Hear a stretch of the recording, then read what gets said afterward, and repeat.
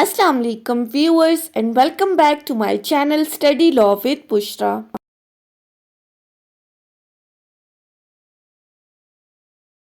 So in today's video we are going to discuss the topic of appeals under CRPC. But before starting the discussion, I request you all to please subscribe to my channel and don't forget to press the bell icon for latest updates. Do share this video with your friends and don't forget to comment your feedback. So let's move towards the discussion. Appeals को discuss करने से पहले हमें ये पता होना चाहिए कि अपील इटसेल्फ है क्या चीज़, अपील का मतलब क्या है.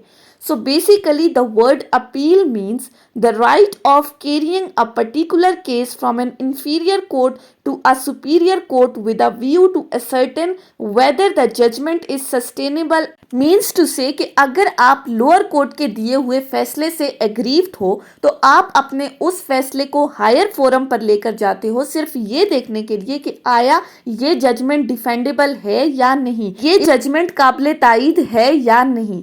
अपील्स के टॉपिक को सेक्शन 404 से सेक्शन 431 तक डिस्कस किया गया है. सो हम one by one in sections को डिटेल में स्टडी करेंगे. So starting from section 404. Section 404 का अगर हम टाइटल देखें तो वो कहता है unless otherwise provided no appeal to lie. अब इसका क्या मतलब है? So section 404 states that no appeal shall lie from any judgment or order of criminal court except as provided by this code or by any other law for the time being in force.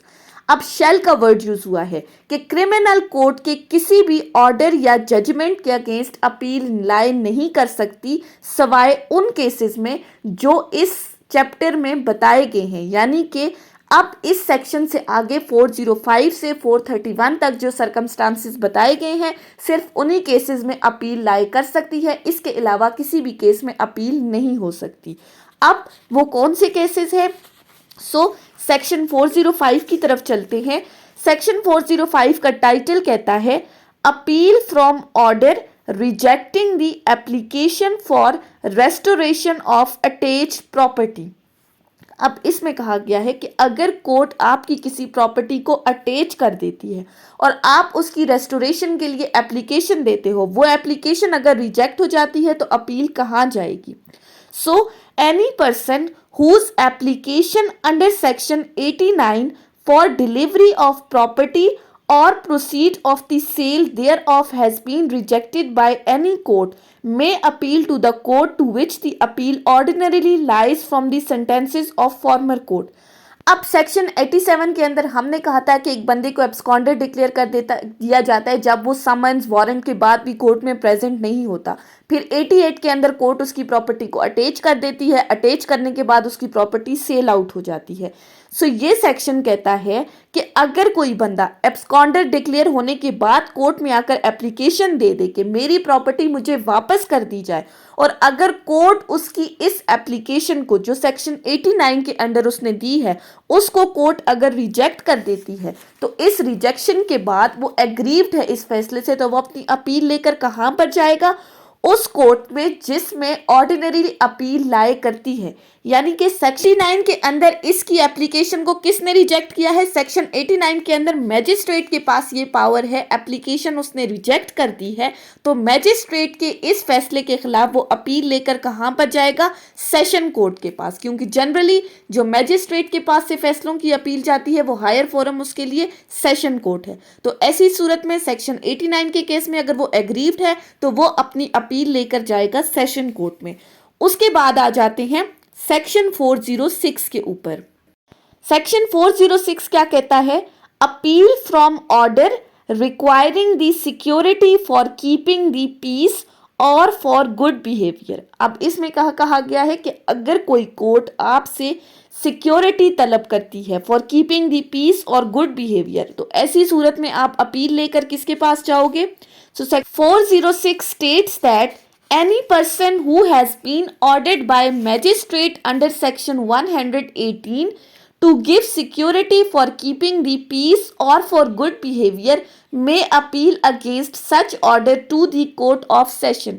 कि section 118 के अंदर अगर किसी magistrate ने किसी बंदे से security तलब की है फॉर कीपिंग द पीस और गुड बिहेवियर, तो ऐसी सूरत में आप उस ऑर्डर की अपील कर सकते हो कोर्ट ऑफ सेशन में। मैजिस्ट्रेट की अपील कहाँ जाएगी? सेशन कोर्ट में, ये हमेशा याद रखना है। उसके बाद आ जाते हैं सेक्शन 407 पे, सॉरी सेक्शन 406 ए के ऊपर। सेक्शन 406 ए क्या कहता है? Appeal from order refusing to accept और रिजेक्टिंग अ श्योरिटी। अब इसमें क्या कहा गया है कि अगर कोर्ट ने आपसे श्योरिटी तलब की है और वो श्योरिटी आप कोर्ट में प्रोड्यूस करते हो और अगर कोर्ट रिजेक्ट कर देती है कि हम सेटिस्फाई नहीं है इस श्योरिटी से, कोई और श्योरिटी लेकर आओ, तो फिर आप अपील किसके पास करोगे? So section 406 A states that any person aggrieved by an order refusing to accept or rejecting a surety under section 122 may appeal against such order to the court of session। कि section 122 ए के अंदर अगर किसी बंदे की surety reject कर दी गई है, हमने पढ़ा था सेक्शन 122 में कौन श्योरिटीज को रिजेक्ट कर सकता है? Power of magistrate to reject the surety. So अगर मैजिस्ट्रेट ने इसकी श्योरिटी को इस सेक्शन के अंदर रिजेक्ट किया है तो अपील कहाँ जाएगी? वही बात, मैजिस्ट्रेट की अपील जाती है सेशन कोर्ट में। इसी तरह इस केस में भी एग्रीव्ड पर्सन मैजिस्ट्रेट की अपील लेकर जाएगा सेशन कोर्ट में। अब मैजिस्ट्रेट की अपील तो सेशन कोर्ट में जाती है, सेशन कोर्ट की अपील आप किस फोरम पर कर सकते हो, ये हम आगे डिस्कस करेंगे। सो सेक्शन 407 ओमिटेड है। उसके बाद आ जाते हैं सेक्शन 408 के ऊपर।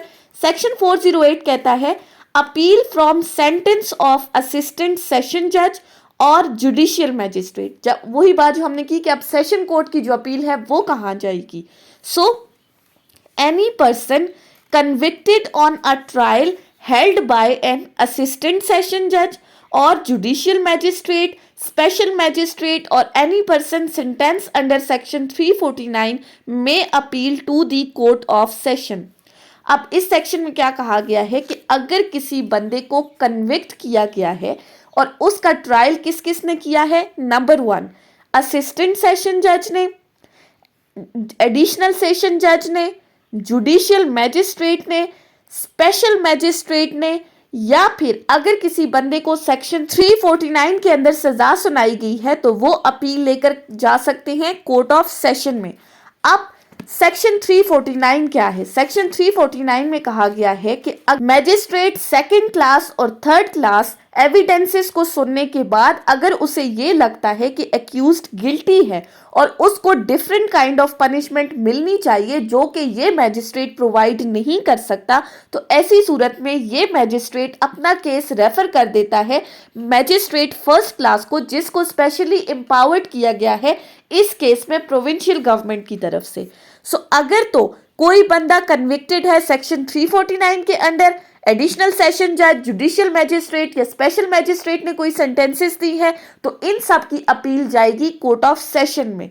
लेकिन इसी सेक्शन के साथ कुछ प्रोवाइजोस ऐड की गई हैं और वो प्रोवाइजोस क्या कहती है? फर्स्ट प्रोवाइजो कहती है when in any case an assistant session judge passes any sentence of imprisonment for a term exceeding 4 years, the appeal of all or any of the accused convicted at such trial shall lie to the high court। अब इसमें कहा गया है कि अगर कोई assistant session जज किसी बंदे को इम्प्रिजनमेंट की सजा सुनाता है जो कि 4 साल से ज्यादा की इम्प्रिजनमेंट है, तो ऐसी सूरत में इस असिस्टेंट सेशन जज की अपील डायरेक्ट लाई करेगी हाई कोर्ट में। शेल का वर्ड यूज हुआ है, मैंडेटरी है कि असिस्टेंट सेशन जज की अपील हाई कोर्ट में जाएगी। अब असिस्टेंट सेशन जज अगर तो 4 साल तक की पनिशमेंट सुनाता है तो ऐसी सूरत में उसकी अपील जाएगी सेशन कोर्ट में, लेकिन अगर 4 साल से ज्यादा की इम्प्रिजनमेंट की सजा सुना रहा है तो फिर डायरेक्ट अपील लाई करेगी हाई कोर्ट में। मैंडेटरी प्रोविजन है, शेल का वर्ड यूज हुआ है। उसके बाद आ जाते हैं सेकंड प्रोवाइजो के ऊपर। सेकंड प्रोवाइजो क्या कहती है? When any person is convicted by magistrate of an offence under section 124A of Pakistan Penal Code, the appeal shall lie to the High Court। अब इसमें कहा गया है कि अगर किसी मैजिस्ट्रेट ने किसी बंदे को कन्विक्शन की सजा सुनाई है under section 124A of PPC, section 124A of PPC हमने डिस्कस किया था, उसमें क्या कहा गया है कि बगावत के केसेस में अगर किसी बंदे को कन्विक्शन की सजा सुनाई गई है तो ऐसी सूरत में उसकी अपील भी डायरेक्ट लाई करेगी हाई कोर्ट में। ये भी मैंडेटरी प्रोविजन है, यहाँ पर भी शेल का वर्ड यूज हुआ है। सो सेक्शन 408 कहता है जनरली असिस्टेंट सेशन जज, जुडिशियल मैजिस्ट्रेट और स्पेशल मैजिस्ट्रेट के केसेस में अपील लाई करती है सेशन कोर्ट में, और अगर किसी असिस्टेंट सेशन जज ने 4 साल से ज्यादा की इम्प्रिजनमेंट सुनाई है तो फिर हाई कोर्ट में अपील जाएगी। इसी तरह अगर किसी मैजिस्ट्रेट ने सेक्शन 124A के अंदर किसी बंदे को कन्विक्शन दी है तो उसकी अपील भी डायरेक्ट जाएगी हाई कोर्ट में। उसके बाद आ जाते हैं सेक्शन 409 के ऊपर। सेक्शन 409 क्या कहता है? Appeal to the court of session how heard. अब हमने ये तो कहा कि मैजिस्ट्रेट के केसेस में अपील जाती है कोर्ट ऑफ सेशन में। ये सेक्शन बताता है कि अगर तो कोर्ट ऑफ सेशन में अपील चली गई तो वो अपील कौन सुनेगा। So section states that subject to the provision of this section, an appeal to the court of session or session judge shall be heard by session judge or by an additional session judge or by an assistant session judge। इसमें कहा गया है कि अगर कोई appeal court of session में जाती है तो ऐसी सूरत में कोर्ट ऑफ सेशन की अपील्स को सुनेंगे सेशन जज, एडिशनल सेशन जज और असिस्टेंट सेशन जज। हमने वैसे भी डिस्कस किया था कि एडिशनल सेशन जज और सेशन जज की जुडिशियल पावर सेम है, तो अपील जब कोर्ट ऑफ सेशन में आएगी तो ये 3 लोग सेशन कोर्ट की अपील को सुन सकते हैं। लेकिन फिर इसी के साथ एक प्रोवाइजो ऐड की गई है, और वो प्रोवाइजो क्या कहती है? provided that an additional session judge shall hear only such appeal as provincial government may by general or special order direct or as the session judge of the division may make over to him। अब इसमें कहा गया है कि additional session जज सिर्फ और सिर्फ उन्हीं केसेस में अपील सुनेगा जो केसेस उसको प्रोविंशियल गवर्नमेंट ने अपने किसी जनरल या स्पेशल ऑर्डर के थ्रू डायरेक्शन दी गई है। यानी कि जिन केसेस की डायरेक्शन उसे प्रोविंशियल गवर्नमेंट ने दी है या फिर डिवीजन का जो सेशन जज है उसने जिन केसेस की डायरेक्शन दी है कि आप इन केसेस में अपील सुन सकते हो, सो एडिशनल सेशन जज सिर्फ और सिर्फ कोर्ट ऑफ सेशन में उन्हीं केसेस में अपील सुनेगा। ये थी पहली प्रोवाइजो।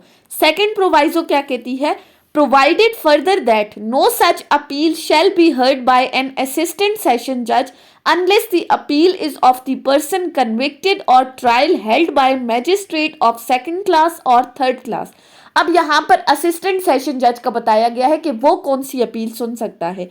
सो ये प्रोवाइजो कहती है कि असिस्टेंट सेशन जज सिर्फ और सिर्फ वही अपील सुन सकता है जो मैजिस्ट्रेट सेकंड क्लास और थर्ड क्लास ने अगर किसी बंदे को कन्विक्शन की सजा सुनाई है तो इस कन्विक्शन के लिए जो अपील सेशन कोर्ट में लाए करेगी उस अपील को असिस्टेंट सेशन जज सुनेंगे। सेक्शन 409 के अकॉर्डिंग जनरल रूल क्या है? जब कभी भी सेशन कोर्ट में कोई अपील आएगी तो उसको असिस्टेंट सेशन जज, एडिशनल सेशन जज और सेशन जज सुनेंगे। एडिशनल सेशन जज कब सुनेंगे? जब उनको प्रोविंशियल गवर्नमेंट ने जिन केसेस की डायरेक्शन दी है या फिर डिवीजन के सेशन जज ने जो डायरेक्शंस दी हैं। इसी तरह असिस्टेंट सेशन जज कौन सी अपील सुनेगा? सिर्फ उन केसेस में जिसमें कन्विक्शन की सजा सुनाई है मैजिस्ट्रेट सेकंड क्लास और थर्ड क्लास ने। उसके बाद आ जाते हैं सेक्शन 410 के ऊपर। सेक्शन 410 क्या कहता है? Appeal from the sentence of the court of session. अब इसमें जनरल रूल बताया है कि अगर सेशन कोर्ट ने किसी बंदे को सजा सुनाई है तो अपील कहाँ लाए करेगी? Any person convicted on a trial held by session judge or an additional session judge may appeal to the high court। अगर किसी बंदे को कन्विक्शन की सजा सुनाई है किसी सेशन जज ने या एडिशनल सेशन जज ने तो ऐसी सूरत में जो अपील लाई करेगी वो डायरेक्ट हाई कोर्ट के अंदर जाएगी। सो general rule of the appeal क्या है? मैजिस्ट्रेट की अपील जाती है सेशन कोर्ट में, सेशन कोर्ट की अपील जाती है हाई कोर्ट में। फिर हमने वो सिचुएशंस भी डिस्कस की हैं कि कौन से मैजिस्ट्रेट की अपील सेशन कोर्ट में जाएगी। इसी तरह सेशन कोर्ट में अगर अपील जाएगी तो एडिशनल और असिस्टेंट कौन कौन सी अपील्स को सुनेंगे। सेक्शन 409 ने हमें वो सिचुएशन बताई है। फिर हमने कहा कि अगर सेशन कोर्ट से कोई बंदा एग्रीव्ड है तो फिर अपील डायरेक्ट लाई करेगी हाई कोर्ट में। सो ये थी हमारी आज की डिस्कशन अपील के टॉपिक के ऊपर सेक्शन 404 से सेक्शन 410 तक। नेक्स्ट वीडियो में हम सेक्शन 411 से डिस्कस करेंगे। So that was all about today's lecture. I hope कि आपको ये लेक्चर समझ में आया होगा अगर आपने इस वीडियो को अटेंटिवली सुना है तो। अगर आपको ये वीडियो अच्छी लगी है तो इस वीडियो को लाइक करें, कमेंट करें और चैनल को जरूर सब्सक्राइब करें। Thank you so much for watching this video. Till then, अल्लाह हाफिज।